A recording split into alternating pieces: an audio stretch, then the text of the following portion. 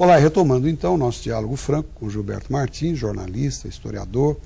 Nós falávamos do porquê que nós brasileiros não cultuamos a própria história e você respondia, e além do que você disse, eu quero perguntar a você o seguinte: não seria também muita falta de educação aqui entre nós? Eu acho que total falta de educação. Se nós olharmos hoje para um professor de história, ele é nada mais, nada menos do que um copista dos livros didáticos. E por que ele é? Porque a educação no Brasil deu origem ao ensino. E a única função do ensino é o aprendizado. Quando a cultura fazia parte da educação, os alunos tinham um espectro muito maior em relação ao seu próprio cotidiano. Eu mesmo, estudando em Taubaté, eu nasci em 1948, eu tive a oportunidade, Carlos, de estudar francês, tupi, no grupo escolar Dr. Lopes Chaves, que era uma escola do estado de São Paulo. Depois então, latim. E depois latim, exatamente. Eu tenho hoje muita facilidade em juntar palavras, em estudar as palavras pelo estudo do latim. Então, quando você olha para o passado e nada vê nesse passado, você está errado. Por quê? Porque a história se repete. No verão se sente calor, no inverno se sente frio. São ciclos. Muito bem. Gilberto, com um vasto currículo que você tem, com participação em jornais, os maiores do país, inclusive, TV, cinema, qual a razão desse seu envolvimento com as raízes da nossa região, além de ser taubatiano, evidentemente? Mas o que o motivou mais? Eu tive a oportunidade de, quando estava na Academia Militar, conhecer a família que já era conhecida do meu avô, a família de Félix Guizar. E tive, depois da publicação do meu primeiro livro, a felicidade de receber a biblioteca de Dr. Félix Guizar, que hoje já é parte da Fundação Imprensa, fica em São José dos Campos. Diante desse acervo todo, eu me senti na obrigação de me dedicar à história. Fantástico. Então, e você com esse envolvimento todo, o interessante é que você começa lá atrás, né? Falamos em Cunhambebe aí, e você chega aos dias de hoje.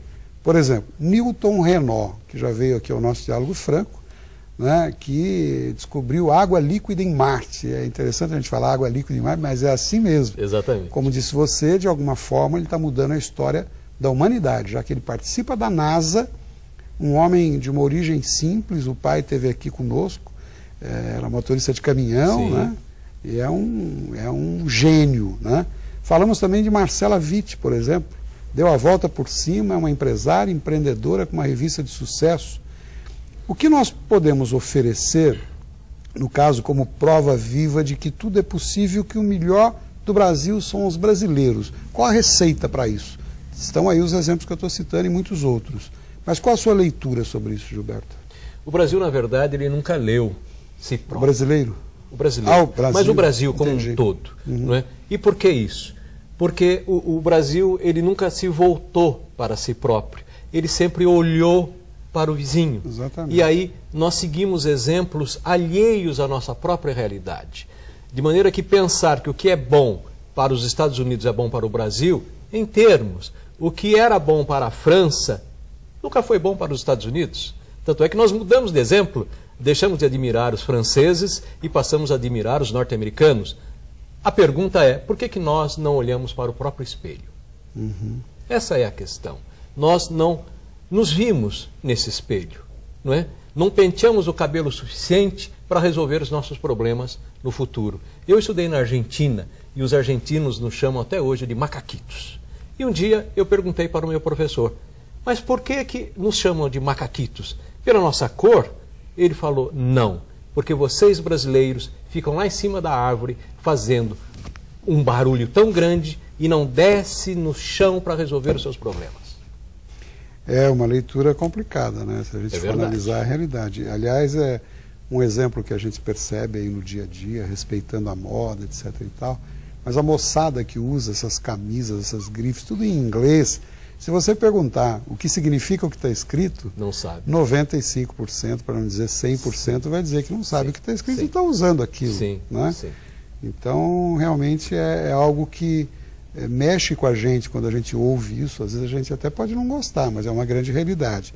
E eu lhe pergunto o seguinte, o jovem dos nossos dias, já que você está envolvido dessa forma nesse trabalho, se interessa pelo passado ou está aprendendo a se interessar? Qual a sua visão sobre essa situação? Nós temos que levar para o jovem o que o jovem quer ter para si. Se nós pensarmos que o jovem não se interessa pelo hino nacional, de certa forma, não corresponde com a verdade. Porque o jovem se interessa pelo hino nacional quando a seleção brasileira de futebol está em campo. Então, em linhas gerais, seria mais ou menos assim. Quando a gente ouve o hino nacional do Brasil, é porque tem alguém jogando bola. Não deveria ser assim, não é? O hino nacional, como exemplo da nossa bandeira, ela é reflexos da nossa personalidade enquanto povo. Mais do que isso, enquanto nação, porque o Brasil ainda é um país, ele ainda não é uma nação, não é? Daí o sentimento da nacionalidade, de nós não conseguirmos, de certa forma, sermos cidadãos, não é? Por esse conjunto de motivos que nos afasta de nós mesmos. O que fazer para mudar isso? O Brasil tem jeito, em resumo, Gilberto?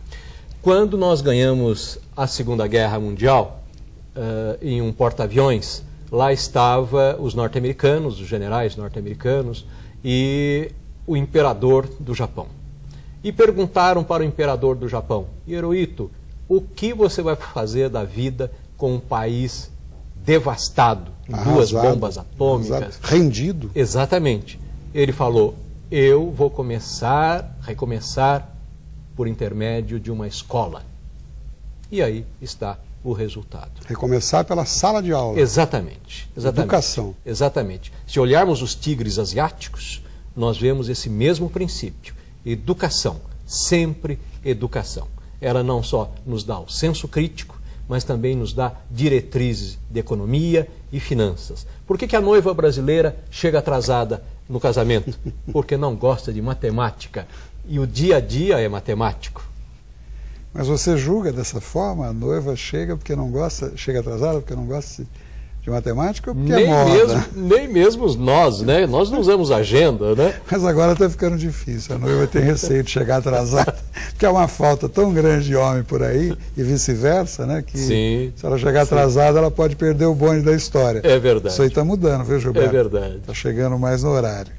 E eu queria comentar com vocês que você fala da educação, aqui nesse espaço, o Dr. Osiris Silva, sim, fundador da Embraer, sim, com todo esse currículo, dizia também exatamente isso, né, que a Coreia, nos últimos 30 anos, mudou a sua história. Se o Brasil tivesse aproveitado esse bonde da história há 30 anos, nós seríamos outro país hoje. Sim, até sim. Esses casos terríveis de corrupção, sim, prisão de prefeito e coisa que o valha, talvez nós não tivéssemos oferecendo esses péssimos exemplos à juventude que vem aí com as novas gerações, não é isso? Sim. Mas, de qualquer maneira, Gilberto, o espaço está aberto, à disposição para divulgar o livro. A gente quer participar do lançamento, com certeza vai ser muito interessante. As biografias aí apresentadas e estudadas por você, certamente tudo isso vai enriquecer muito a nossa história presente, né? E nós estamos à sua disposição. Muito obrigado pela presença. Obrigado. Obrigado a todos. Bom dia. Quero registrar aqui a presença da dona Verinha Martins, que também muito nos honra aqui. E basta que você se comunique conosco, vamos participar desse lançamento, tá bom? Obrigado. Muito obrigado, um bom dia. Felicidades. Bom domingo a todos, eu quero agradecer mais uma vez a audiência e até o próximo, se Deus quiser, no mesmo horário.